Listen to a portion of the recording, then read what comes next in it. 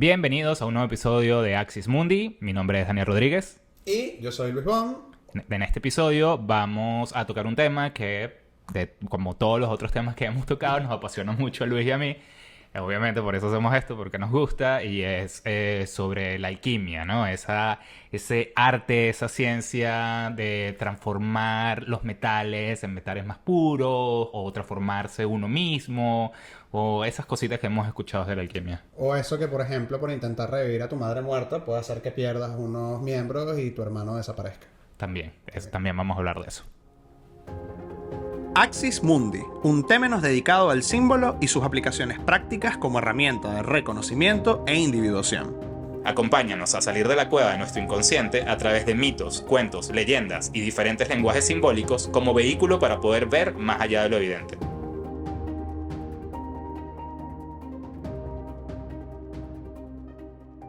Antes de entrar en tema con la alquimia, yo quiero preguntarle a Luis, ¿tú te acuerdas de tu primer approach con la alquimia? ¿O de dónde, de dónde escuchaste la primera vez sobre el tema o supiste como sobre el tema? Yo creo, estoy 99% seguro que habrá sido entre un videojuego, posiblemente Golden Sun. Ok, tiene sentido. Y Full Metal Alchemist, por supuesto. O sea, pero yo estaba pensando como que, bueno, yo sé que antes de Full Metal, que es una serie de anime que va sobre la alquimia, dos hermanos que por tratar de revivir a su madre pierden su cuerpo y partes de su cuerpo, y va de eso.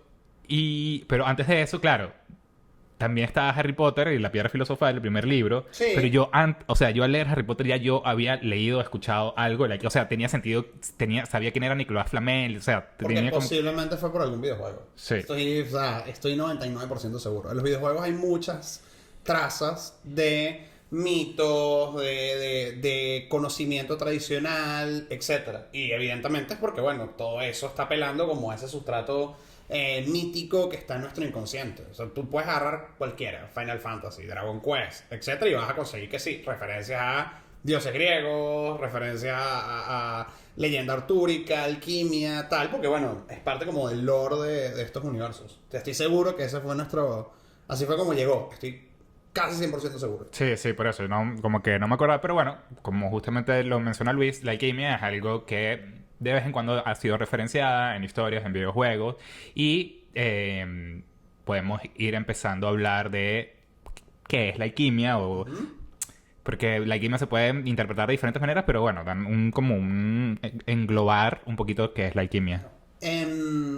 Etimológicamente, alquimia quiere decir echar todo junto. Ok.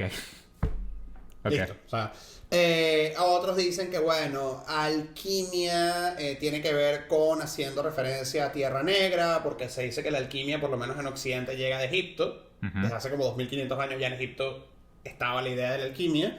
Otros dicen que viene de Chemes, que es como el primer... Chemes como el Chemes. Para preparar el café. Como la Chemex, sí, Ajá. es tal cual como la Chemex, pero con ese. Que fue el primero que puso como por escrito las enseñanzas de la alquimia que recibió de... Ya hablaremos de eso. Pero, sacando la etimología, pues la alquimia va a ser la ciencia, como bien dijo Daniel, el conocimiento y el arte. Recuerden que cuando estamos hablando de arte, estamos hablando en ese contexto de técnica. O sea, arte va ligado a técnica, es el conocimiento y el arte de transformar los metales, viles, el plomo, etcétera, en oro. Y en el proceso, evidentemente, transformarnos nosotros. Sí, creo que una de las cosas que había leído con la alquimia en algún momento es como que la química viene de la alquimia, ¿no? Que no sé si no solamente la palabra viene derivada de ahí, sino que, bueno, es esa parte más científica de la alquimia o solamente relacionada al manejo de los elementos. ¿Hay alguna...? Eso es un tema delicado. Por eso pregunto. Porque vamos a tener... eso se repite mucho. O sea, vas a tener autores que están a decir, sí, la alquimia va a ser como una protoalquimia. Pero legalmente sería como decir que la matemática viene del pitagorismo. O sea, Pitágoras está utilizando los números para hablar de cosas metafísicas y la matemática literalmente es, Pedrito tiene 2 manzanitas, le quité una, ¿cuántas quedan? Obvio, bueno, obvio. O sea, es como esta parte... Claro. De hecho, la gente que es como más así, que lo pone por escrito, va a decir que la Espagiria es más cercana a ser madre de la química que la alquimia en sí. ¿Qué es la espagiria? La Espagiria va a ser como el trabajo alquímico, pero con hierbas. O sea, con plantas. Entonces, la Espagiria lo que busca es crear una piedra filosofal que va a servir para sanar, que va a servir para diferentes cosas relacionadas al cuerpo. La alquimia tiene que ver con cosas como un poco más de índole metafísico. De hecho, algunos van a decir que las Espagiria van a ser los misterios menores y la alquimia van a ser los misterios mayores. Ok, déjame, ahorita vamos con esto. O sea, viéndolo de lo que me acabas de decir, la alquimia a nivel, vamos a decir, material, trabaja metales, ¿no? Y trata de transformar metales. Y la espagiria trabaja hierbas. Sí, con compuestos Vegetales. Exacto, no minerales, vegetales, para lograr quizás... para transformar eso en elixir curativo. Exactamente. Ok. Por ejemplo, mientras que la alquimia va a trabajar con el mercurio, la espagiria va a trabajar con la lavanda. Mientras que la alquimia va a trabajar con el estaño, la espagiria va a trabajar con... Introduzca aquí la hierba que tenga que ver con Júpiter. Ok, entonces, trayéndolo a... Eso es la parte como de mineral y vegetal, y trayéndolo a uno. Entonces, la alquimia, en teoría, nos trabaja todo esto, mente, alma, trascendencia, y la... Espagiria. Espagiria, gracias, se me fue. La espagiria trabaja el cuerpo, solamente. Sí. Pero las dos van a tener ese mismo componente de... No es que estás en el laboratorio químico poniendo, no sé, alcohol sobre unas ramitas y tal, sino no, hay un trabajo que está ocurriendo a nivel, si se quiere, operativo y a nivel personal, a nivel interno. O sea, ese trabajo que estás haciendo ahí... No es solamente para obtener algo tipo... Por eso la diferencia con la química. La química es, necesito tener determinado compuesto, pues voy a trabajar en esto y pum. Se supone que el que hace la espagiria o el que trabaja con la alquimia, no solamente es sumo esto y esto, sino que tienen en cuenta el cielo, por ejemplo, qué día es, la hora a la que se van a hacer los compuestos, las fases lunares, el sol, al mismo tiempo lo que la persona quiere trabajar, etcétera. O sea, es un trabajo integral. ¿Y por qué he escuchado más de la alquimia que de la espagiria? O sea, lo he escuchado de ti, no lo he escuchado en otro lado. No, creo que no es tan común. Bueno, fíjate que lo más cómico es que la espagiria todavía se practica. O sea, hay gente que enseña espagiria, hay gente que trabaja con espagiria y es como... vamos a decir, lo que todavía subsista de la alquimia, porque del resto de la alquimia tenemos grados alquímicos, etcétera, pero bueno, mucho se perdió, se dispersó. Pero la espagiria todavía hay gente que la hace. O sea, por ejemplo, el trabajo con los aceites esenciales, claro, evidentemente desde donde lo estás viendo, ¿no? Pero es un trabajo de espagiria. Las personas que, por ejemplo, trabajan con esencias, también es un trabajo de espagiria. Te entiendo lo que me dices, solamente que sí, o sea, nunca había escuchado esa palabra antes. Nunca había escuchado esa palabra. Bueno, porque no es tan mainstream. O sea, y pudieras decir, y se pudieran rescatar cosas de ahí para trabajar en la alquimia, porque mencionaste que esto habla de misterios menores y misterios mayores. ¿A qué te refieres? Sé que lo hemos hablado, pero vamos otra vez a... Los misterios menores tienen que ver con el perfeccionamiento del cuerpo, diría Henry Corbin, el espiritualizar la materia. Los misterios mayores tienen que ver con lo que está por fuera de este plano. Entonces se supone que cuando una persona atraviesa los misterios menores y espiritualiza su materia, entonces el espíritu se puede volver corpóreo y ahí ocurre, vamos a decir, como la reintegración a la fuente, el nirvana, como sea que lo quieras llamar dependiendo de la tradición. Sí.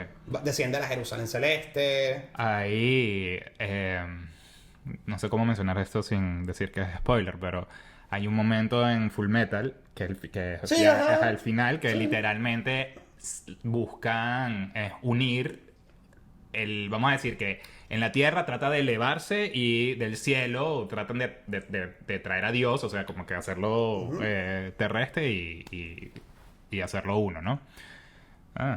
Y claro, Interesante. a nivel... Y también lo que estamos hablando de que no, Ajá. lo de las puertas, que es la puerta del cielo y la puerta del... Exactamente, tal. la También puerta me- de los hombres y la puerta de los dioses. Ajá, eso también me hizo, porque en ese momento hay como unas puertas que se abren, ¿no? Entonces es como, ok.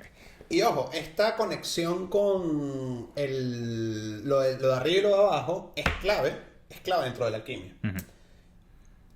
Los primeros alquimistas no van a trabajar en un laboratorio con el atanor y la cosa, Fueguito etcétera, y la con el cosa, fuego, ajá. no. Los primeros alquimistas van a ser los herreros. Ok. De hecho, Mircea Eliade tiene un libro sobre eso, Tiene sentido. Herreros y alquimistas. Ajá. ¿Y qué es lo que hacía el herrero? Porque también nosotros pensamos, bueno, la gente que trabaja con los metales, pues iba tipo Blancanieves, que si no vieron este episodio de Blancanieves se los damos por aquí. Van a las minas y tal. No, en la primera temporada esa idea de voy a las minas no existía. Claro. ¿Cómo los herreros trabajaban? Porque caían betilios del cielo, meteoritos. Entonces esos meteoritos que caían del cielo, un herrero agarraba esta piedra que venía del cielo, la transformaba en, no sé, una espada, un hacha, etcétera, etcétera, y automáticamente eso tenía, vamos a decir, la influencia divina, porque vino del cielo y cayó acá. Y el herrero iba a ser como una especie de mago que unía los dos mundos. Esa es más o menos la misma... esta es la misma teoría que te permite brincar a la alquimia. Porque en la alquimia tú estás trabajando, por ejemplo, con el plomo, pero ese plomo que está en la tierra, pues obedece a un señor llamado Saturno. O estás trabajando con el oro, ¿A que qué, obedece al sol. a qué te refieres con que obedece? Que el trabajo que estás haciendo está vinculado, ese trabajo microcósmico está vinculado al macrocosmos. O sea, tú no puedes llegar y decir, bueno, voy a trabajar ahorita el plomo. No. El plomo se trabaja el día de Saturno, que es el sábado a la hora de Saturno, que es las, no sé, 3 de la tarde el día sábado. Evidentemente hay una tablita de correspondencia planetaria y cosas, etcétera, etcétera, con los elementos de Saturno, como es el plomo, como es el color negro, como es Entonces hay una serie de cadenas de correspondencias, que eso lo hablamos creo que en el primero o segundo episodio, si no se los damos por aquí. Y gracias a esas cadenas de correspondencias está ocurriendo un trabajo con la materia y contigo. O sea, pero en este caso dices, o sea, mi pregunta sería el por qué tienes que trabajar el plomo el día de Saturno. O sea, ¿por qué tienes que, qué es lo que estás haciendo ahí? ¿Haces el trabajo mejor? ¿Lo haces diferente? ¿Por qué tendrías que utilizar todas esas cadenas de correspondencia para trabajar ese metal ese día? Ok, vamos a... O sea, yo estoy vamos- aquí, pero yo vamos a partir... quiero convertir el plomo en oro. Pero es que vamos a partir de la base de todo el asunto, ¿no? Porque ¿qué es eso de trabajar? El alquimista llegaba y tenía un espacio llamado Atanor, que es el horno alquímico, que tiene ciertas características. De hecho, en el centro del Atanor había como una especie de huevo, que era el huevo alquímico, y ese huevo tenía que ser transparente para que el alquimista pudiese ver lo que estaba sucediendo. Ok. Había un fuego que estaba ahí encendido Perenne. perennemente. Estamos hablando de días, semanas, meses, años. ¿Ok? Y ese alquimista iba a trabajar con diferentes compuestos, como el azufre, el mercurio, la sal, y con todos estos compuestos iba a trabajar con diferentes metales. Entonces, desde la cosmovisión alquímica, que es lo importante acá, lo que siempre decimos en todos los capítulos, Sí, la cosmovisión. hay que saber desde qué cosmovisión te estás parando. Vamos a decir que lo que hace que la alquimia a nivel teórico tenga un fundamento es algo llamado hermetismo. ¿Y cuál va a ser la base del hermetismo? La tabla esmeralda. Esto que supuestamente fue traído por Hermes Trismegisto, que era cómo de alguna manera se podía trascender, ¿no? Cómo es arriba es abajo, cómo es adentro es afuera. La tabla esmeralda es como una piedra que está tallada con, o sea, o escrita con un mensaje que Sí. no es que mensaje, o sea, egipcio, ¿no? Egipto. Bueno, es un tema porque Pero no son jeroglíficos, sí. No,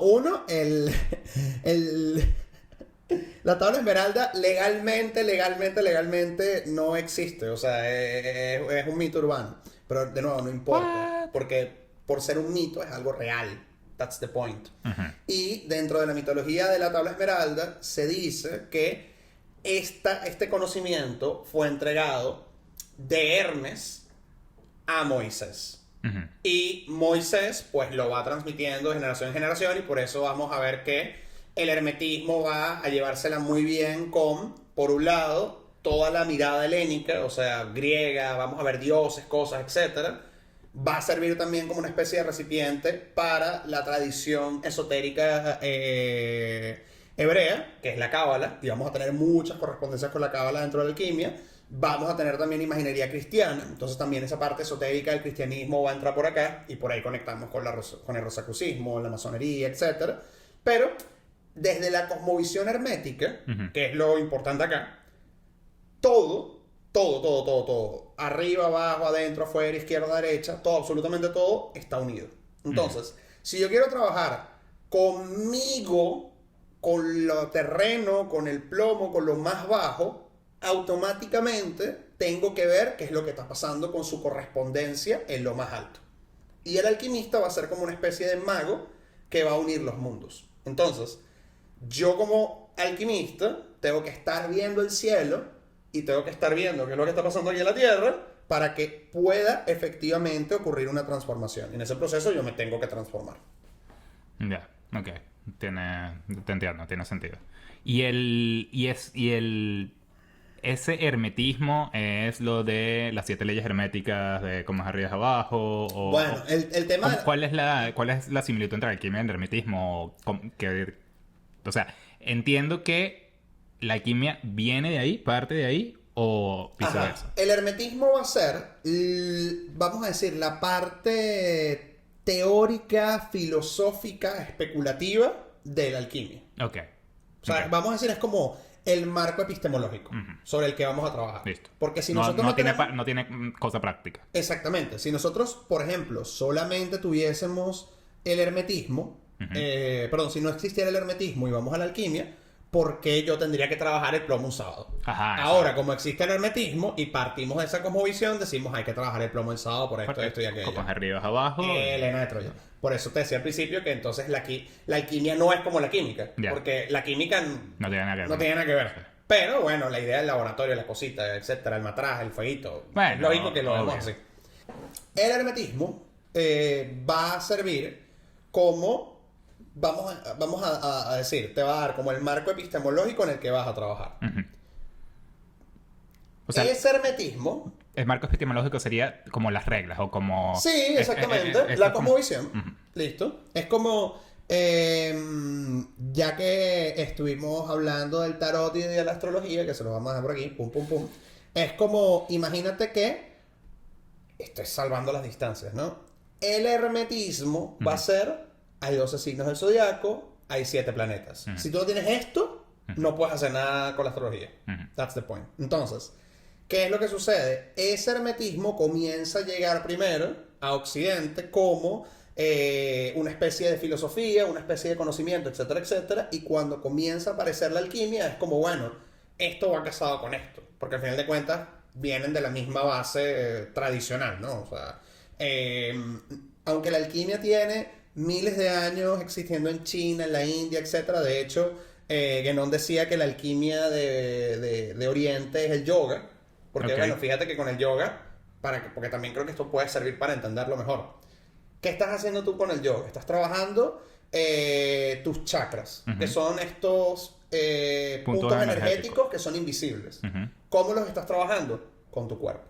A través de un movimiento, a través de respiración, a través de no sé qué, Lo único es que, claro, dentro del yoga, tú eres como el atanor y tú eres la prima materia y todo lo demás. En la alquimia, pues todo está afuera. Pero patatas potatoes, estamos hablando como de la misma cosmovisión. Y es la diferencia entre, y por eso es importante marcarlo, imagínate que hoy en la modernidad, la gente que hace, no sé, ojo, sin desmerecer a la gente, ¿ok?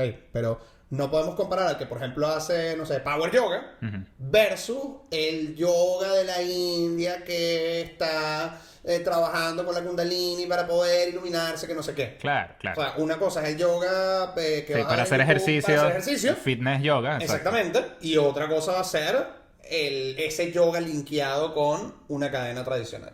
Con esa intencionalidad de... Claro, exactamente. Y con esa cualificación y el maestro, la cosa, etcétera, etcétera. Claro. Es más o menos lo que sucede con la alquimia. Entonces, el hermetismo va a llegar como una filosofía de vida, una manera de ver las cosas. La alquimia también va a llegar, pero ¿cuál es el tema con la alquimia? Se supone que la alquimia era, y de nuevo, estos son N cantidad de teorías. Porque no hay una teoría escrita, porque de nuevo, cada vez que hablamos de lo simbólico y lo tradicional, no hay una teoría escrita. La versión como más mainstream es que en algún momento unos ángeles cayeron del cielo, hicieron cositas con mujeres. Hicieron cositas. Sí, hicieron la enamoración y ellos como para darles bueno, mira, el pago, les enseñaron cómo trabajar con los metales. Entonces así es como se comienza a crear la alquimia, ¿no? Pero entonces, ¿esas serían las primeras alquimistas o los primeros herreros? O... Las primeras alquimistas herreras, porque de nuevo estamos hablando desde un punto de vista tradicional de la misma gente. Okay. Claro, eso es una historia. Otra historia va a ser que Isis, nuestra Isis de toda la vida, la esposa de Osiris, la mamá de Horus, etc. Diosa egipcia. La diosa egipcia, en algún momento se va a encontrar con un ser, un ángel, una cosa, que le va a decir, mira, yo te voy a explicar cómo es que se van a trabajar los metales, etcétera, etcétera. Y ella se lo termina transmitiendo a Horus. Y claro, cuando tú ves el mito de Isis, Osiris y Horus, es como un mito bastante alquímico. Y cuando tú también comienzas a ver las similitudes, ¿no? Hay algo que viene del cielo, que le enseña algo que está aquí abajo, cómo transformar algo que es burdo, profano, en algo mucho más bonito. Esa es como vamos a decir la cosmovisión. Que si fueron los nefilines, que si fue el ángel 78 Siri, que si fue, no sé, los Anunnaki, los reptilianos, no nos interesa. Lo importante es que viene de arriba, no tiene sentido tracear cuando sea que llegó y sirve como un puente para poder trabajar. Claro, pero eso es como que lo que siempre se repite en los lenguajes simbólicos, ¿no? Que es algo que hay... Ese conocimiento que llega de arriba es como, o sea, guardando las distancias, como decir los 10 mandamientos con Moisés, o sea, que le llegó exactamente lo mismo. eso y bueno, la idea es trabajarlo con lo que te dieron, ¿no? Ok, entonces, ya entiendo un poquito esa alquimia a nivel de metales, a nivel de trabajarlo con el día y llevándolo un poco a lo psicológico, que es como el tema que realmente quiero, aunque si descubro cómo transformar el plomo al oro, lo voy a aplicar, obviamente, pero si hablándolo un poquito más a nivel psicológico, explica un poco cómo es el proceso de alquimia y luego podemos hablar un poquito de cómo eso se relaciona a nivel psicológico. ¿Qué es lo que también sucede? Se supone que el alquimista quería transformar el plomo en oro, que era básicamente alcanzar la inmortalidad, obtener el oro que se multiplica, Eso era lo que se veía de manera exotérica. ¿Ok? ¿Qué es lo que estaba ocurriendo realmente? Que el alquimista, a través del trabajo con la materia, se iluminaba. Está trabajando a sí mismo. Exactamente. Entonces, claro, todos los textos alquímicos, primero no vamos a tener algunos textos alquímicos, pero lo que más vamos a tener son grabados alquímicos. ¿Por qué? Porque es un lenguaje simbólico.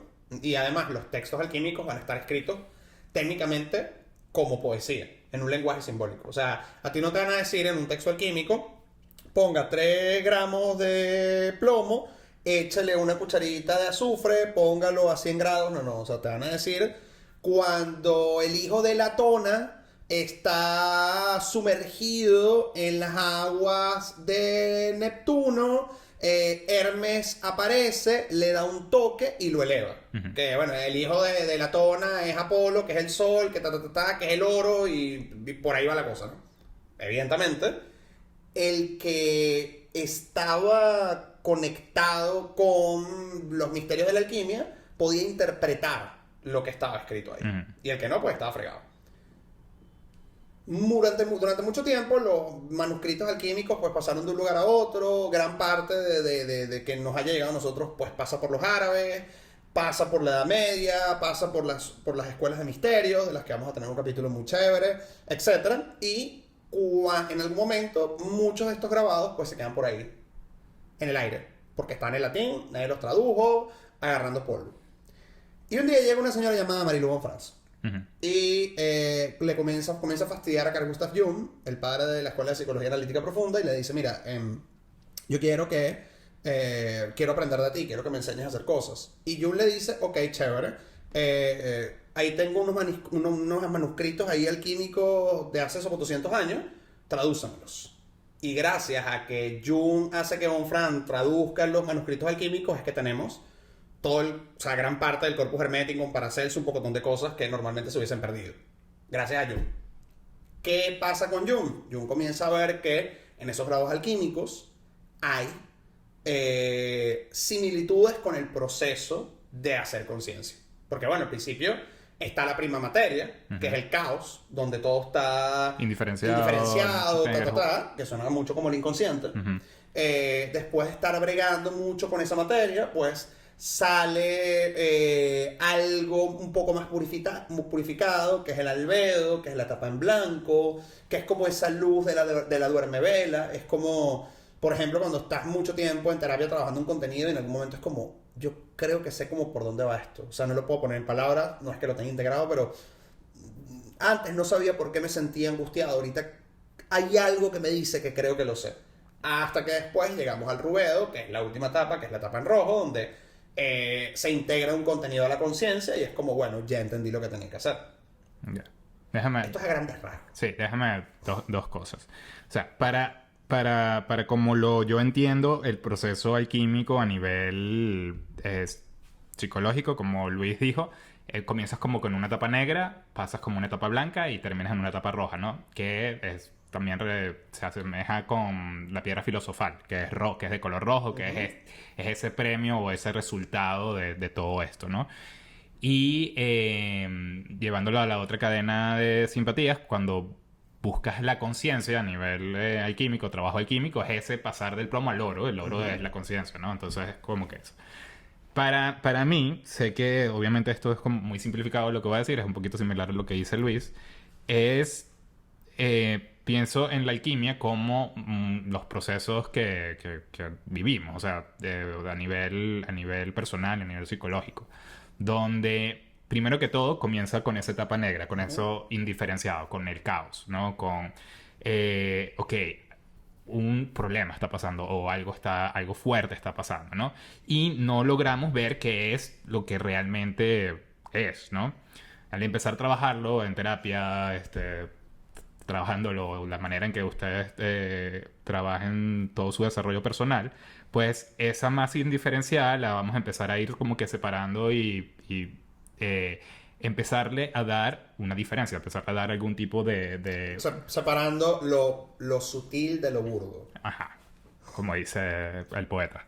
No, lo dicen los textos alquímicos, ¿no? Bueno, separando lo sutil de lo burdo, donde lo burdo es lo que no es y lo sutil es, va por aquí, ¿no? Entonces, una vez que ya vamos separando, bueno, ¿sabes? Esto es un tema que tengo con lo femenino. Ok, sé que es lo femenino, pero lo femenino tiene muchas cosas, ¿no? Entonces, lo voy no, hay un tema ahí con mi mamá. Entonces, lo voy trayendo y... creo que puede ser esto, como lo que decías de un poquito esa lucecita. Y siguiendo trabajándolo por años o por el tiempo que sea necesario, es como, ya, esto era lo que estaba pasando, ya pude lograrlo y integrarlo a mi conciencia y es donde, o sea, lo hago parte mía, descubro cosas de mi self, de mi verdadero yo, que lo tenía en sombra, en esa masa oscura, y lo hago parte de mí. Es algo por ahí. Es tal cual así. Y es un proceso que te puede tomar en terapia años. Sí. Al igual que el alquimista tardaba años trabajando con esto. Ajá, y una de las... Ahorita volvemos a esto, pero una de las cosas con las que estabas hablando, esto no pasa... o sea, cuando estás hablando que el alquimista se transforma con su obra, mientras va trabajando esto que está afuera, va trabajando lo que está dentro. Pero no pasaría eso con todos los artistas, o bueno, no con todos, pero con... Yo puedo entender como muchos artistas con su creación pueden ir trabajando cosas o pueden ir... o sea, capaz y no, pero pienso que puede ser. Donde, ¿sabes? Más allá de que exploras cosas que tienes en el inconsciente, sacas cosas del inconsciente, justamente esa creación artística puede ayudar a trabajarlo, a integrarlo. Bueno, precisamente por eso es interesante cómo está dividido toda la obra alquímica. Y lo voy a hablar desde el punto de vista así neto alquimia, pero evidentemente se aplica a esto. Imagínate que tú tienes, el alquimista tiene el plomo. El plomo es pesado, no vale mucho, etcétera, etcétera. Y tú como artista tienes un tema. Uh-huh. Estás trabajando y en algún momento sacas algo bonito de ahí. Uh-huh. Que es el albedo, ¿no? Pasas del negro al blanco. Uh-huh. En la alquimia, la etapa del albedo es la etapa de la plata. Entonces imagínate, tienes plomo y transformas el plomo en plata. Uh-huh. ¿Cuál es el peligro que corre el alquimista? Nos quedamos ahí. Ya nos quedamos ahí, ya listo, lo logré. O sea, pasé un trauma y me quedé aquí, pum, pum, pum, pum. Y es lo que normalmente pasa. Uh-huh. Si sigues ahí como fajado, en algún momento llegas al oro. Entonces, cuando llegas al oro, los alquimistas dividen el oro en dos tipos de oro. El oro profano, el oro burdo, y el oro real, que es el oro que se multiplica. Uh-huh. Entonces, ¿qué era lo que pasaba también con el alquimista que no había hecho el trabajo interno y luego graba el oro? Bueno, nada, me quedo haciendo plomo, transformo el plomo en oro, y comenzó a sacar obras, gano dinero, me vuelvo multimillonario y soy una máquina de oro andante, no sé, Dalí, por ejemplo. El alquimista que realmente hacía la chamba era el que lograba el oro que se multiplica. ¿Y cuál es el oro que se multiplica? Que el alquimista literalmente veía todo en su estado puro, sagrado y espíritu. O sea, el oro que se multiplica es que el alquimista que hizo la chamba va a haber oro en esta taza con agua, va a haber oro acá, oro acá, oro acá, oro acá. Y, evidentemente, esto es una metáfora de la iluminación. Claro, Si me suena iluminación, que es como tú ves que todo alrededor tuyo es oro, es Dios, es una emanación de Dios, es sagrado, o sea, pero es que no vas a pisar una hormiga. Claro. Y se supone que eso era lo que hacía el verdadero alquimista. ¿Y cuántos artistas pueden realmente lograr la trascendencia a través de su obra y no quedarse en esa etapa? Bueno, evidentemente no estamos en la psique del artista para decir, pero mira... Claro, no debe ser No me la atrevería a mayoría. decir que mucho. Claro. No, y sí, entiendo esa visión de... Claro, es como... Guardando las distancias, es como cuando Neo ve la Matrix. Uh-huh. ¿Sabes? Ok, de qué está hecho, de que es parte de todos es lo mismo, todos somos parte de lo mismo, todos somos partes de Dios, esa idea hermética. Y claro, al tú llegar a ese punto donde te das cuenta de eso, literalmente te iluminaste, pues ya estás en otro plano, o sea, en otro nivel, pues. Exactamente. Ya, ok, ya. Tienes razón. Pero, bueno, si pudieras decir que el creación artística pudieras asemejarse a la alquimia o no. Es que todo va a depender desde la cosmovisión, desde donde te paras. O sea, por ejemplo, no es lo mismo un Dalí que decía, yo soy un genio y todo lo que toco lo transformo en oro, a, por ejemplo, un Miguel Ángel, que él decía, dentro de ese pedazo de mármol está la escultura, yo lo que tengo que hacer es sacarla. Exacto, yo soy como un medium de Dios. Eso es una cosmovisión alquímica, la de Dalí no. Ya. Esa es la... Por eso siempre el tema con desde dónde lo estamos viendo. Ya, cool. Ok, entonces, para ya ir como que medio trayéndolo a tierra, tenemos estas etapas de la alquimia. Que ojo, decimos 3, pero dependiendo de los textos alquímicos, unos van a decir que son 4. Ok. Que son Nigredo, que es la negra, Albedo, que es la blanca, En el medio hay una que es como que se llama citrinitas, o algunos van a llamarla viriditas. Pero es como una etapa intermedia. Es una etapa intermedia. Y la última es rubedo. Entonces, claro, el tema con citrinitas, que es una etapa que normalmente no se habla mucho de ella porque es como una transición, es básicamente la transición para ir del albedo al rubedo. A mí me gusta explicarla como cuando tu Pokémon está a punto de evolucionar. Si no vas si sigues por el camino que vas, evoluciona. Pero si le das a B, lo pasmaste. Es un poco esa etapa citrinitas. Ok, donde puedes que te quedes en esa etapa y tengas que volver a... Que pasa mucho en terapia. O sea, ya estoy claro de cuál es el tema que tengo y... No, realmente no sé qué es lo que está pasando. Ya. Ok. Ajá. Y en este caso... Y a nivel... El alquimista trabaja los metales, ¿no? Siempre trabaja el plomo. O sea, el plomo es el metal que va a trabajar como ese elemento negro indiferenciado, o trabaja otros metales y los transforma en otros metales, o la relación que están de los planetas y los metales, y también el azufre, que lo mencionaste pero como que no lo explicamos bien, el azufre, la sal y el mercurio como elementos dentro de este trabajo. Ok. Primero está la prima materia. La prima materia es caótica. Caótica. Okay. De la prima materia puedes sacar, dependiendo de tu trabajo, hierro, cobre, plomo, estaño, etc. Desde un punto de vista psicológico, de un trauma, tú puedes sacar una obra de arte, perdonar a la gente o más nunca volver a relacionarte. Es lo mismo, dependiendo de tu nivel de conciencia, dependiendo del nivel de trabajo, arte y conocimiento que tenga el alquimista para extraer de la prima materia los metales que tenga que extraer. ¿Qué sucede? Lo que él va a tener como herramientas para trabajar con esa prima materia es la triamateria. Y la triamateria va a ser el azufre, que es el principio de acción, combustible, fuego, ígneo, se va a relacionar en algunos textos. Si fuese azufre, mi nariz no sufre. Algo así. Ajá. El mercurio, que va a ser el agua, donde se va a disolver las cosas. Sería la sustancia líquida. La sustancia líquida. Pero no sería la sal el agua. No. Ajá. Y la sal va a ser el espacio donde el azufre y el mercurio, que son lo masculino y lo femenino, se van a unir.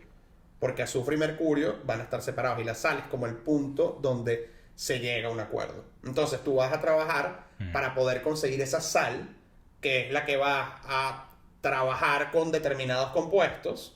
Y si tienes una buena mezcla de azufre y de mercurio, pues vas a poder lograr esa sal para transformarla. Pensaría que era azufre y sal, o sea, como masculino y femenino, y mercurio como ese intermedio. También lo puedes ver así.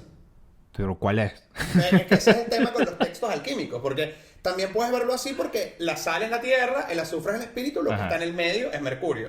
Y mercurio como enlace entre cosas. Claro, pero es que ahí es donde se pone la cosa buena, en términos de cómo la alquimia va a conectar con múltiples tradiciones. Por ejemplo, desde una mirada cristiana de la alquimia, vamos a ver a Dios como si fuese el azufre, el Espíritu Santo como si fuese mercurio y la Virgen María como si fuese la sal.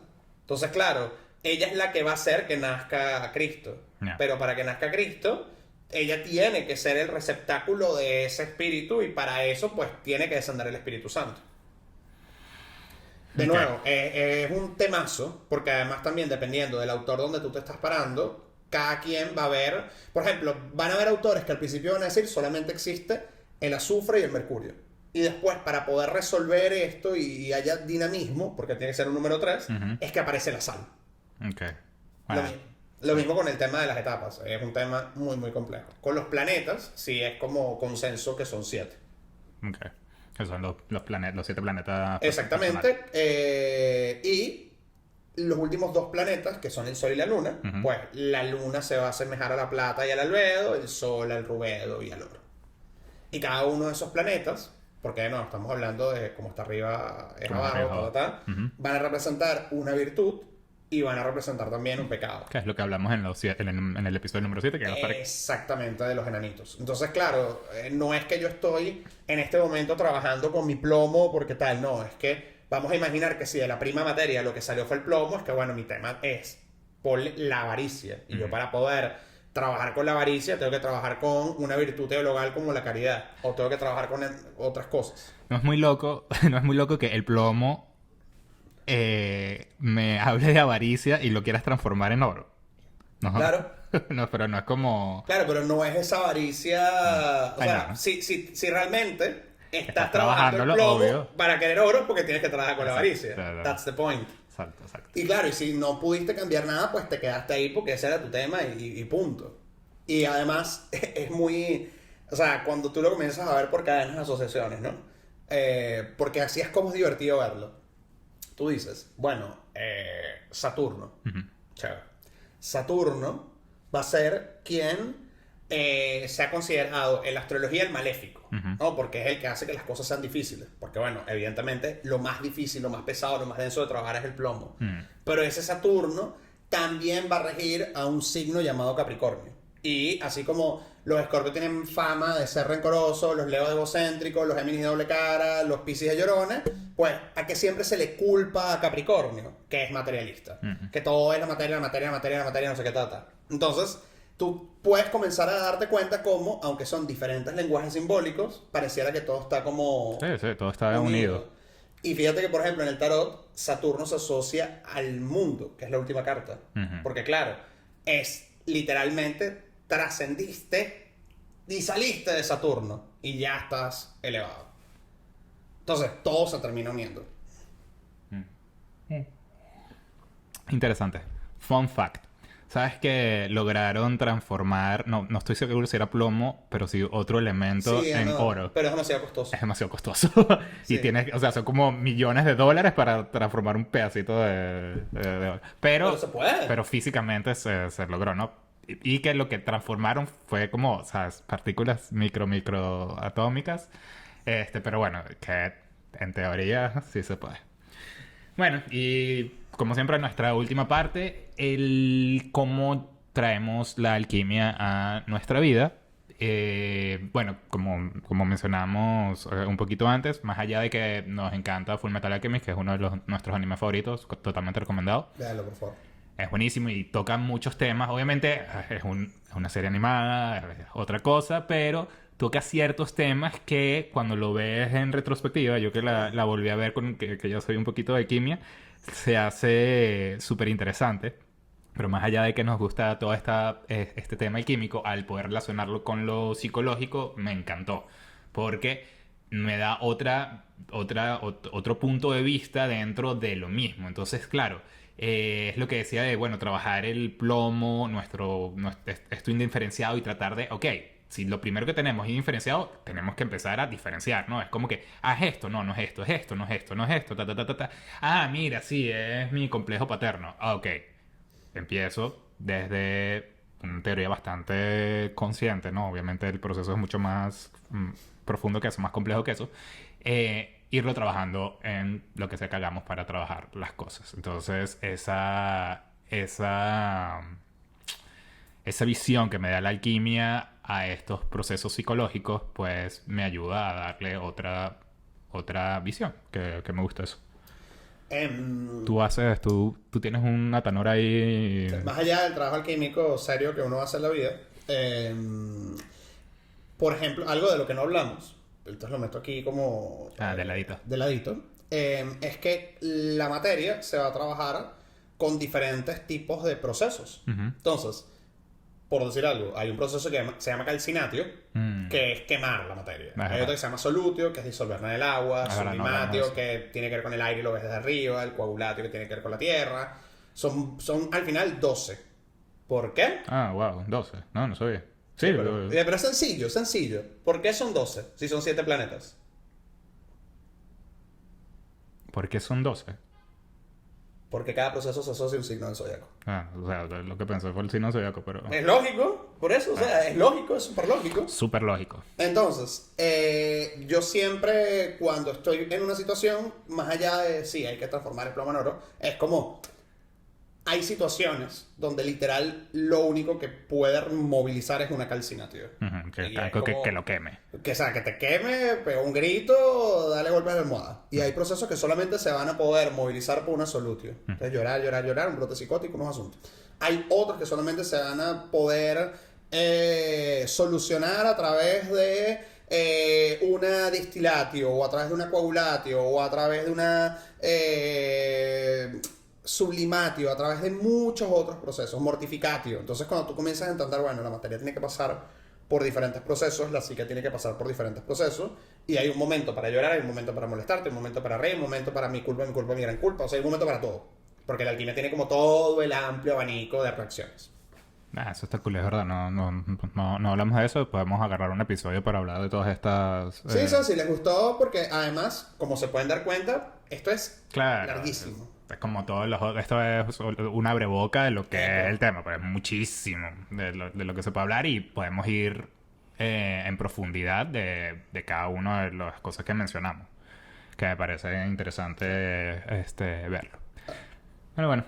Esto es todo por hoy. Si les gustó, compartan, suscríbanse, den like. Por favor, y además déjenos en los comentarios, pues, qué les gustaría que habláramos de alquimia o de otros temas, o las dudas que tengan por ahí. Además que realmente la alquimia son como de esos temas donde un googlazo te mete down to the rabbit hole. Sí. Cualquier duda que tengan, pues estamos acá para poder aprender de todos. Sí, la idea es de nuevo seguir expandiendo esto, y si les interesa este tema, díganos y haremos más episodios sobre la alquimia. Probablemente lo haremos, porque nos ¿Quieran o encanta no? el tema. Exacto. Exacto. Y ya. Chao. Listo.